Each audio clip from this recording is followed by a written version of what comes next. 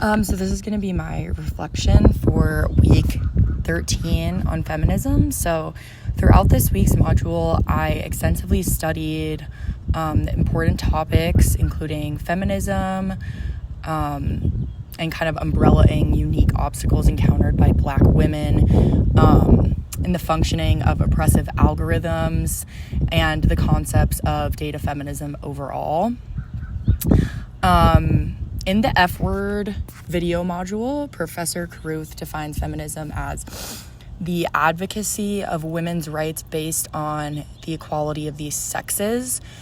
So feminism is not a single unified entity, but instead kind of a collection of different philosophies and groups that their kind of main goal is to just deconstruct gender discrimination in society and long-established stereotypes and overall systematic inequalities. So broadening, a study was conducted on the historical foundations of feminism, which traced its development from the early suffrage movements to modern worldwide initiatives that address unequal pay, promote reproductive rights, fight gender-based violence, and re-influence cultural norms. These conversations emphasized kind of the importance of feminism and just overall challenging the conventional systems that frequently control social and cultural standards.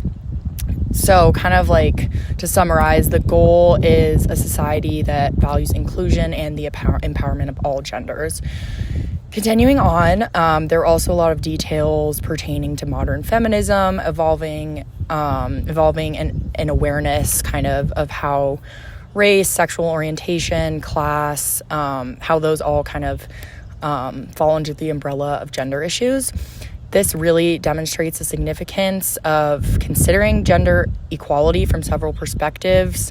This idea definitely corroborates the fact that gender oppression varies and should be handled by understanding and considering social identities and inequalities.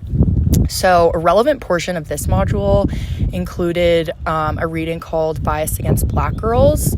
This was mainly about comprehending how prejudices against Black females are common and apparent in most media environments. The article kind of highlighted that digital platforms, namely search engines like Google and social media, oftentimes kind of strengthen societal stereotypes about Black women. And for example, the types of search results and commercials that kind of promote these cliched tales can be directly connected to the lack of representation and diversity in the digital world. So after studying the details of bias against Black girls, it seems that the article is criticizing and kind of exposing a noticeable lack of Black women in the technological workforce. For example, as I said before, Google. This article kind of focused a lot on Google. The underrepresentation of Black women in said digital realm is really not just because of the way businesses hire employees, but also because of a kind of more established societal norm or norms that constantly hold back Black women in the first place. So to summarize, this week's module based on the nature of feminism was honestly pretty eye-opening for me, and I didn't really know all of these statistics and details until immersing myself in this module. And in detail, this module also kind of traversed the foundations and ideas of feminism, as well as its importance in all aspects of our modern world.